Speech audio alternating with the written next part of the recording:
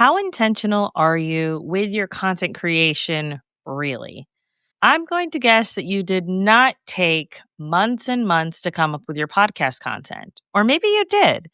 Either way, I truly believe that you get to decide what works best for you. And today we're talking with Carly all about her journey into podcasting, the strategies she used to make sure that she's ensuring her guests are high quality fit, how she ensures that the content that she's creating makes sense for her audience, all the time, effort, and energy she put into it at the front, and even how she got over that 25 episode hurdle of not burning out. Please join me in welcoming Carly to the podcast. Welcome to Podcasting Unlocked, the show for purpose-driven podcasters. I'm Alesia Galati, founder of Galati Media, and I'm here to share actionable strategies to help you amplify your message and grow your audience. Hello, Carly. I'm so excited to have you on the podcast. If you could start by telling everyone who you are, what you do, and a bit about your show. Yeah, no, thank you so much for having me. We were just chatting, so I'm very excited to get started on this one. I think we're going to have a lot of fun.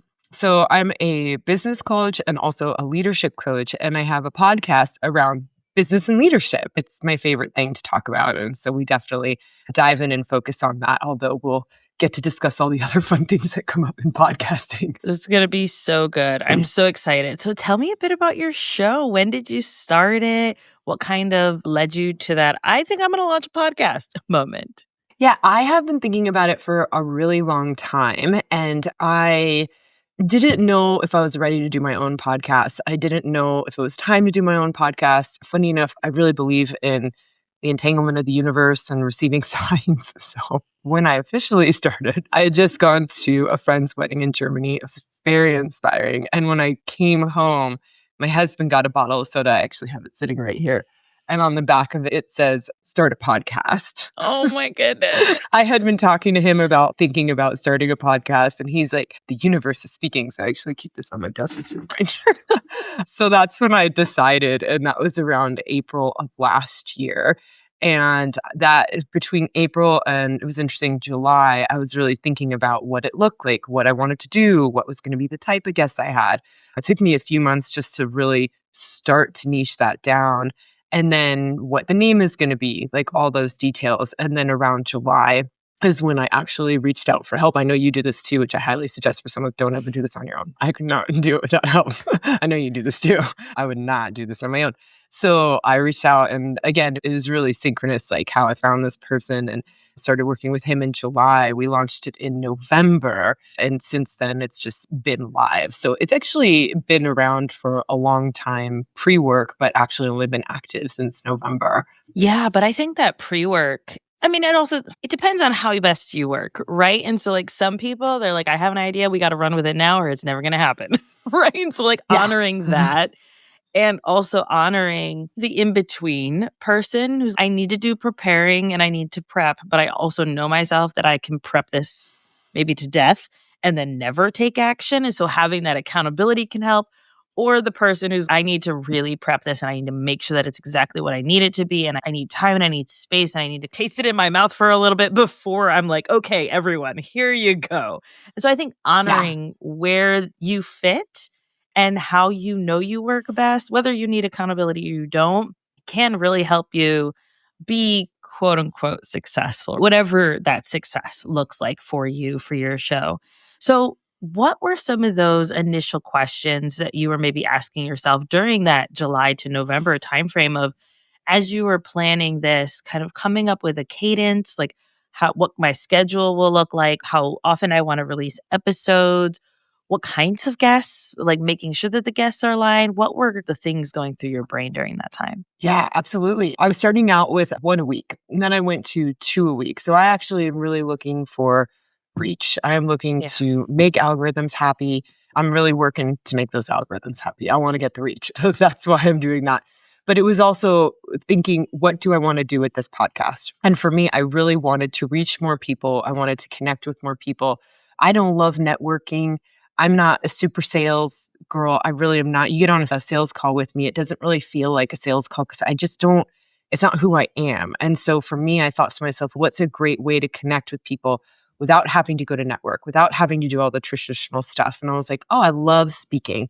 So why don't I have my own podcast where I have more of the authority? I'm bringing on the guests. We're talking about what I do very specifically. So that's actually why I did it that way. And that's why the reach is so important to me. And that's why I focus on like the 2 per week. And so that was how that came about. The other dynamic for that is I really got to think about what do my clients like appreciate most from me information wise, right? Like I have coaching that I do, and the coaching is going to be very different than when I deliver information. So when I thought about the consultations I had and the information I provide, they really like examples. They like examples from other clients. They like insights from other clients. They like those details. They like when I read a book and I share something with them, when I go on a trip and I learned something insightful about life. They like those things. And I thought, okay, outside of that, this is where I'm coaching. This is that dynamic. I was like, this is the information I provide that's valuable. And I thought, how can I bring that into a podcast? Who can I talk to? What are the kinds of people that have that information? So it got really specific where like businesses under 2 million generally don't have the kind of detailed information that my clients are looking for because they don't have the structure. They don't have the employees. They don't have the complexities. So that's actually one of the requirements is you got to make $1 million of 2 million a year. Not like you need to be fancy. It's just more, I need the complexity. I just need the complexity of your business and I need to talk about that. So it's something that you think about. It's who are those people? What do they look like? And is it a specific industry? For me, it is not. That's another thing that I noticed with the clients that I have. I have a construction client who is actually implementing stuff from a beauty company because it was just so cool. And it's okay, cool. So it doesn't really matter like the industry. And that was something else that was important. And then I do pre-calls. It's an extra 30 minutes each time, but the pre-calls are really important to me. Even if I don't do all the information that's actually we get in a pre-call, what's important to me about that is making sure that someone's going to be a quality fit. It doesn't happen very often, but occasionally there are people who just want to, they're so in the marketing zone that all it is product promotion. And I want to promote your product, but you're not getting it promoted without talking about the complexities. And then I'll promote your business like nobody else because it's like you're going to see all the things you go through, all the things you've organized, all the things you structured, and the product will be more of a back feature to you as business. But when that's one of the things that I want to avoid is over product placement. And then the other thing I want to avoid is just people who are really into themselves, which I don't have too many. So the pre-calls are a really solid lesson to understand who is a solid fit, who is not a solid fit. Because we can make mistakes sometimes and things fall through the crack. And then you're on a recording and you're like, I don't want this. That's so important. So I think that when you're like, we have a few clients that do pre-calls. I don't. I'm not someone who does pre-calls just because my workflow is on point with like how I do it. And also I don't care enough to do them. Like for the context of the conversation that we're going to have, it doesn't really lend itself to adding value for the actual conversation. And I've maybe had 3 interviews over the almost 300 episodes I've done at this point that I was like, I'm not going to air that. There is no way. Like usually I can make it work if I really have to. But there are a few where I'm like, nope, not sorry at all that this is not going live. But I think that when you're very specific about the kinds of people that you want to have on your show, I am not very specific, right? Except, are you a podcaster? Can you talk about your experience? Can you come at it from a place of anyone can decide what works best for them? Cool, let's go. We're going to have a great combo. Whereas, like, I'm a little more picky on some of my other podcasts where, like, I have a podcast where I talk about romance novels. And it's, if you're just someone who sells to authors, you're probably not a good fit. And I will see a lot of that in the intake form.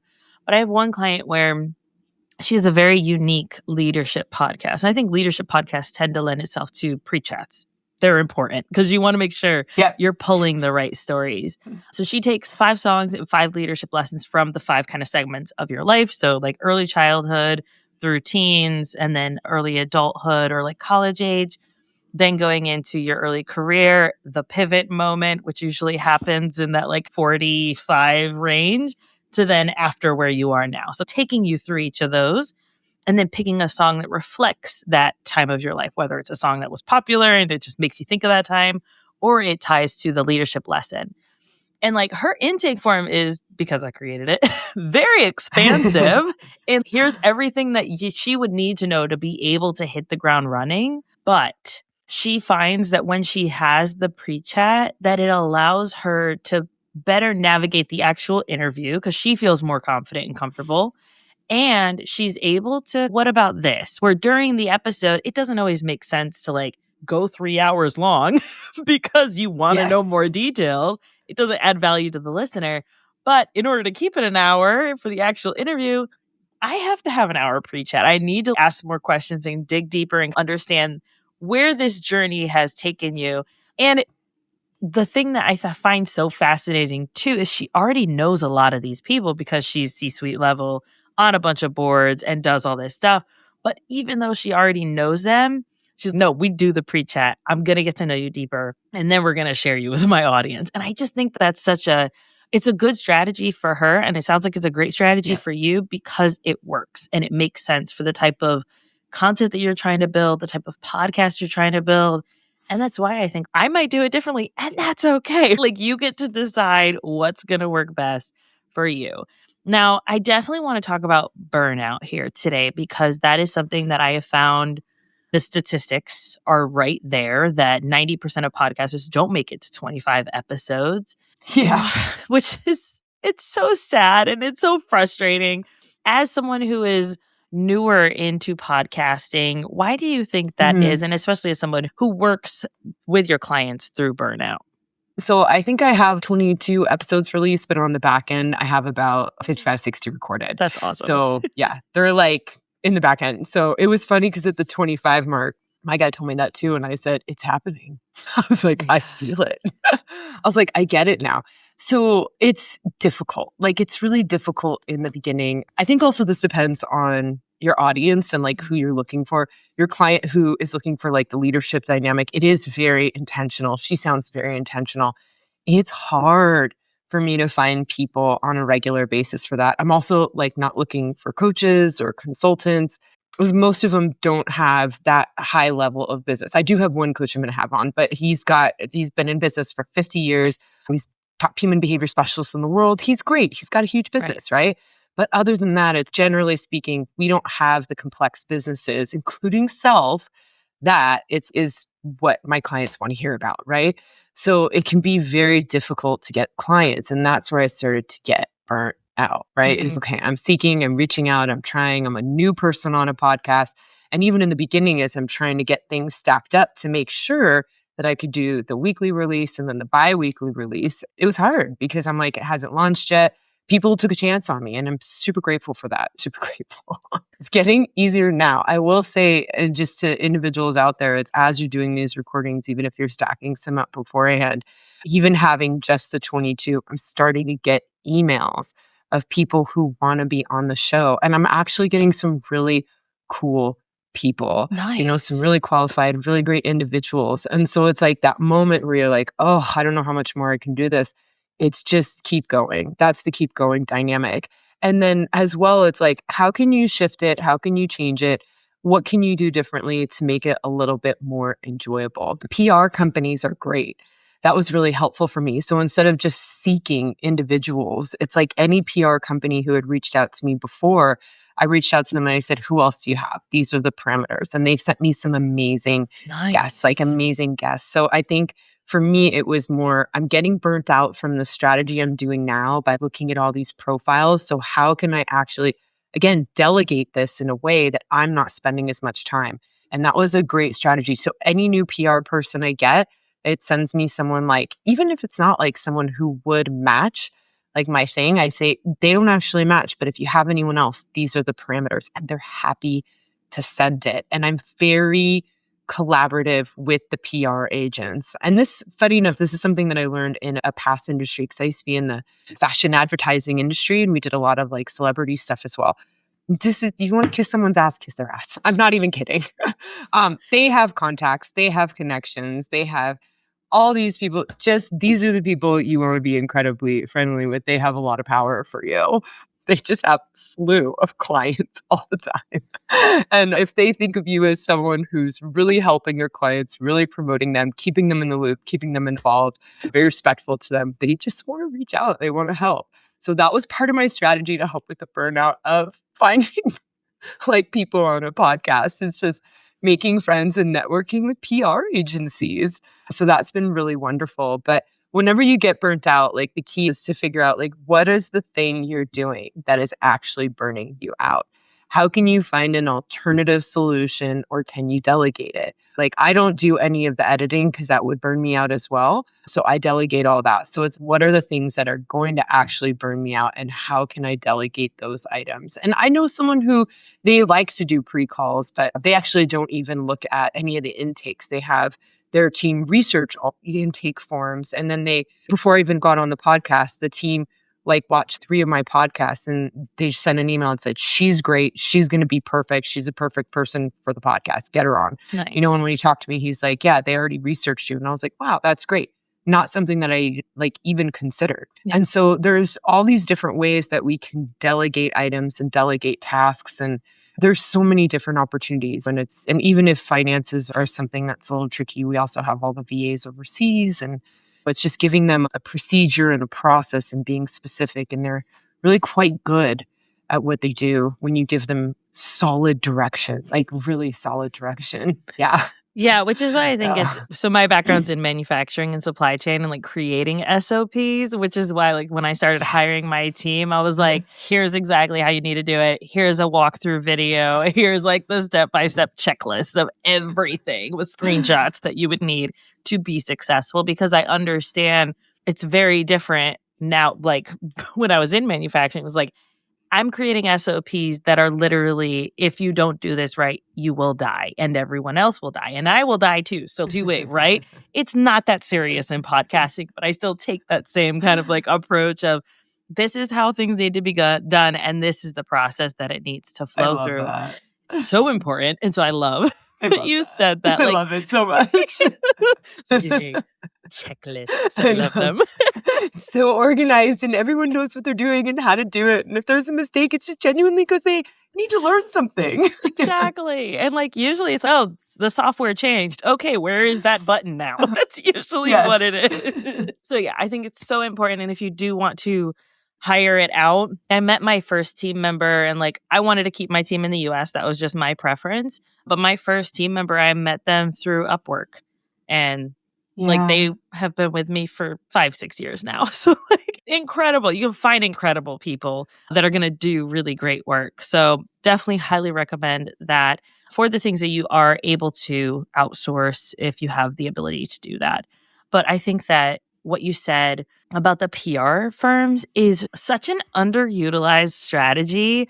Yeah, I've been finding that doing that for my podcast on books has been really good because usually I get early access to the books. So they'll be like, hey, Alesia, here are 4 books that are coming out this quarter that we feel you would be a good fit. If you want to connect with any of these authors, just let us know. And usually I'm like, oh, that one looks really good because I focus heavily on diverse authors. So I'm like, oh, that one looks really good. I would love an early release of that one, and I'd love to interview them. Here's the form to use. Please make sure that you're only using it for this person, not everybody on the list. So just make sure you're clear with that. So here's the intake form, and then it'll go ahead and send scheduling and stuff. So having that process helps. And then even saying back, oh, none of these really are a fit at this point, but I do want to do this project in the near future. And if you have anyone that's on your author list that is part of this project, or if you know anyone, then that can be a really good way to stay connected. And they literally are being paid to get their clients out there. And so it makes it so much easier to go to them rather than scouring the interwebs and, oh, that person might be good, but I don't know. They haven't posted try to in 5 find weeks. Their email address or their assistant's email address. And did I go to spam or did I not go to spam? And it's very difficult otherwise. Yeah. Especially with the types of people that you're trying to interview, right? They're probably not spending their lives on social media and commenting on things and engaging in that way. And so you want to make sure you're finding the right fit. I, one, am so happy that you have gotten good pitches. What has made a good pitch for you? So if I know podcast guesting is one of the quickest ways to grow your own show. And I find that a lot of podcasters struggle with pitching correctly. So when you see a pitch, what makes it fall flat for you? And then what makes it like, I want to know more? Definitely, it's really important to just read the parameters of the podcast. I can't tell you how many applications I get where it's like, you don't even fit. And it's just I'm going to pass immediately. And sometimes they'll be like, why did you pass? I'm like, because you don't fit the parameters. Like, it's super clear. So I think that's a big one. Just don't apply for anything that you're not a fit for. That's a big one. And then if you are a fit, like part of it is when people look at the podcast, because they've looked to see if they're a fit, they just know what it's about. So they'll pitch me something that they're interested in speaking on that matches what I do and what I'm doing. And honestly, that's it. And then I'm curious, right? I'm curious about their business. I'm curious about who they are. But sometimes I might get like a pitch and all of a sudden they're pitching all the stuff that I don't even talk about on the podcast. And if I think the business is potentially interesting, I will reach back out and say, we don't talk about that. We talk about this. If that's something that you're open to, we can have a discussion. So sometimes I'll just look it up because it's like an interesting business or something. Right. I'm trying to think of what was the one recent example? I can't remember what they had, but it was an interesting business. Oh, it was health. It was health. So I'm going to do this water company. It's very cool. And they do hydrogen water. And I just talked to the CEO. He's really fun. He's really fun. But his whole pitch was around health. But when I looked at the company, I was like, this is an interesting company. So would this be something that you would want to talk about the business behind it and all these different dynamics? And he was a thumbs up. So when we had our pre-call, for me, again, the intentionality, so I'm double checking, he really is up for talking about all that dynamic. So sometimes I'll check just because I think it's like an interesting company. But the best pitches are the ones who just pay attention to what my show is and then offer me something like within that realm, and you meet the requirements and then you do that and it's immediate. I'm just like, let's talk. Like, It's so fast. Yeah, so fast. I'm like, check. Yeah, so good. It makes me think of, I don't know if you watch Bluey. I got kiddos, so we watch Bluey, even though they're 11 and 8, but I have nieces. Yeah, they're into it. Bluey. Yeah. And there's this episode with one of the puppets, Mr. Unicorse, I think it is. And he's trying to read a book and he's like, I wish I could read. And that's how I feel when I get like terrible pitches. I'm like, I wish you could read. Just read the description of the podcast. It's really not that hard. Just not read that it. Hard. So just read the description. This big on the page. It's really not typical. No. And usually podcast hosts who care about the types of guests that they're having on are going to be very clear in there. And especially if we're using software like Podmatch, which is how we met, like we are very clear with here are the people we want and here are the people we don't want. And it's still, I still get pitches that are like, no, dude, like what you're doing is incredible. And I love that you're feeding hundreds of people in, I don't know, wherever in the world. But do you have a podcast and can you talk to the topics that I'm talking about? No. Okay. So then it doesn't really make sense that you would waste your time pitching to my show or waste my time. So I think that it's just important that we're focusing on that when we are pitching. Yeah. Now, you've mentioned before using your podcast to get your name out there, to grow your network. I'm also curious how much you're using. So this feels like two different goals, which is why I want to dig into it a little bit. The idea of I want to get my name out there and I want to be heavy on content and make sure people, when they're searching for the kinds of questions, that I am coming up in their answers. How much of that you're focusing on versus how much, and maybe I'm not hearing this correctly, so correct me if I'm wrong, how much you're using to interview potential clients. How does that, how do you balance that if that is the case? Yeah. So there's the opportunity to do that. And I know that there's plenty of people that do that. I've been on those calls. I really hate them. Yeah. So if I don't hear a need from someone, you're not going to hear from me again.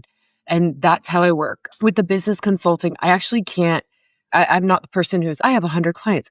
I can't manage 100 clients. Like 10, 15 clients is a really big load for me because of the amount of work I do with each client. So it's like, I don't have to do that to the same degree. But for example, Like I had someone where I did the pre-call and we talked to him. He's great. I did the podcast, but in the podcast, he mentioned he does a lot of stuff with some other coaches that do the same thing as me, right? And I know it's actually the same system and they already have coaches for that. But interestingly enough, there's something that I do that in the community I'm involved in with the business coaching, nobody else does. And he's got a gap there. And so I heard the gap in the call, just in the podcast. Didn't bring it up, didn't do anything. But afterwards, it's okay, I'm actually reaching out to him about this because I heard the need. I heard the frustration. And I know that I have the solution that he hasn't encountered yet. And so it's stuff like that I will do. So I'm also trying to pay attention on a podcast to, is this person actually a fit? Is there a need that's like I can fulfill? And then afterwards, like I'll reach out. But also if it's a company that I'm interested in, I may not be interested in working with the company, the dynamic. It might be something that I see your core values aren't aligned with my core values. It is a bit of an interview process for me. But again, it's like an intentional, do I want to reach out to this person? And what's the best way to reach out? As I think remember as well is we're opening, I like to be sold the way I like to sell the way I want to be sold. Yeah. I really do. And for me, I don't respond well to sales pitches. I don't respond well to like generic stuff. I respond well to people who have gotten to know me in some way, shape, or form. It doesn't actually feel like a sale. Like it's actually just a connection. And those have been my best coaches, my best mentors, my best vendors. It's been very natural. And again, your podcast is all about podcasting and making it your own, right? I made this my own, the way that it works for me. And so when people think of like how you want to sell the way you like to be sold. Some people love being sold that way. And if you love being sold that way, like the salesy stuff and the pitches, you should do it. Like you should really go out there. It works really well. But find that thing that you love. Find the way that works for you. And it's like, how can you incorporate that into what you do? So it is a semi-interview process and simultaneously very intentional about if there's no need, I'm not going to reach out. Yeah. Yeah, I think that's a really good distinction, right? Because there are typically two different goals that we see. Four is what I generally see, but the two we're talking about here, the first one is growth. So you're looking to grow your network, expand your audience, reach new people. That was one of the reasons why in early 2024, I started shifting my podcast to video, because I knew I wanted to expand my reach. I wanted to get more people to hear what I had to say. And SEO was a big focus that entire year and just haven't stopped since. So that was the priority. It wasn't necessarily, hey, I want to sell on my show. Some of those connections have led to, oh, I know Alesia does this. Go talk to her strategies. But for the most part, the goal is to create a resource for people, which is what it sounds like yours is really heavily on. And then the other one is conversion. But when your goal is solely conversion, the downloads don't matter. What matters is your sales process. What matters is the follow-up after the podcast interview with the person, whether it's a client, collaborator, a connection. The 3 C's is one of my clients likes to say. So finding out what this person is and how you can connect with them further, whatever that might look like for you or not, right? If they're not a good fit, then that's fine too. But what I find is that people tend to say, oh, I want both. I love that. And in order to reach the goal, you got to focus on one.